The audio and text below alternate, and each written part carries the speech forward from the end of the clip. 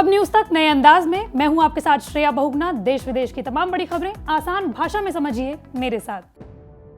अनोखी और हैरान कर देने वाली खबरों के इस वीडियो में हम आपको दिखाने जा रहे हैं कहां नदी के बीचों बीच हुई अनोखी शादी, किसने अमेरिका से आकर 68 साल पुरानी 28 रुपए की उधारी चुकाई और कहां ज्वालामुखी विस्फोट के बाद दिखा खौफनाक मंजर और मच गया हाहाकार। शुरुआत करते हैं नदी में हुई अनोखी शादी की खबर से।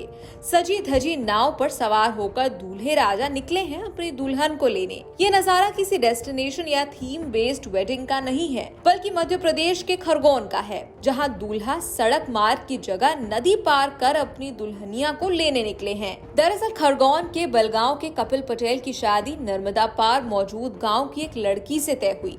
लड़की के गांव की दूरी सड़क मार्ग से 20 किलोमीटर पड़ती है, लेकिन अगर नर्मदा नदी पार करके जाए तो केवल 1 किलोमीटर ही पड़ती है। ऐसे में सड़क का लंबा फेरा बचाने के लिए दूल्हा कपिल और सभी बाराती नाव से ही दुल्हन के गांव बारात लेकर निकल पड़े। नाव पर ही दूल्हा दुल्हन के लिए स्टेज सजाया गया।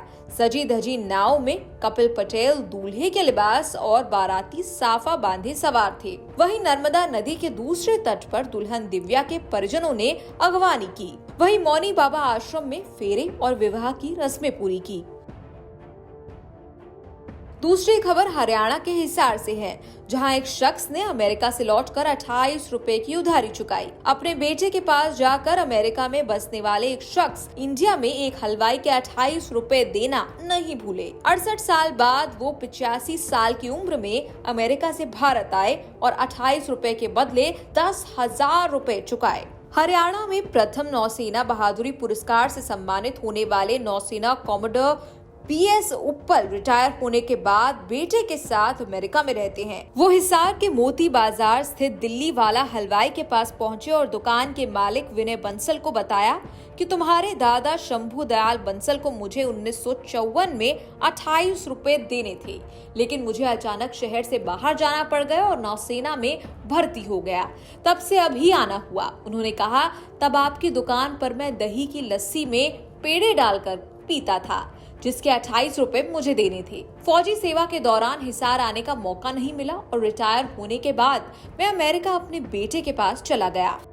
तीसरी हैरान कर देने वाली खबर इंडोनेशिया से है। इंडोनेशिया के जावा द्वीप के सेमेरू ज्वालामुखी में विस्फोट के बाद का मंजर जिसने भी देखा सिहर उठा। अचानक हुए ज्वालामुखी विस्फोट से दर्जन भर से ज्यादा लोगों की जान चली गई। वीडियोस में तबाही का मंजर साफ देखा जा सकता है। सेमेरू ज्वालामुखी विस्फोट के बाद एक झटके में हजारों लोग विस्थापित होने को मजबूर हो गए। ज्वालामुखी से निकलने वाली राख ने 4 किलोमीटर तक के इलाके को अपनी आगोश में ले लिया।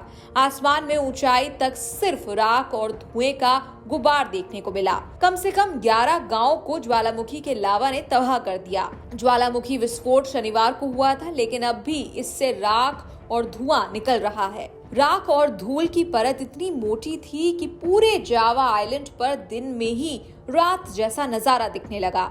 सेमेरू वोल्केनिक के फूटने के शूट किए गए वीडियो सोशल मीडिया पर तेजी से वायरल हो रहे हैं। ऐसी और खबरों के लिए आप देखते रहिए न्यूज तक, जो अब आपके सामने नए अंदाज में पेश है। याद रहे, सिर्फ रंग रूप बदला है। कोशिश अब भी वही है कि आप तक देश दुनिया की जरूरी खबरें पहुंचाते रहे। न्यूज तक ब्यूरो।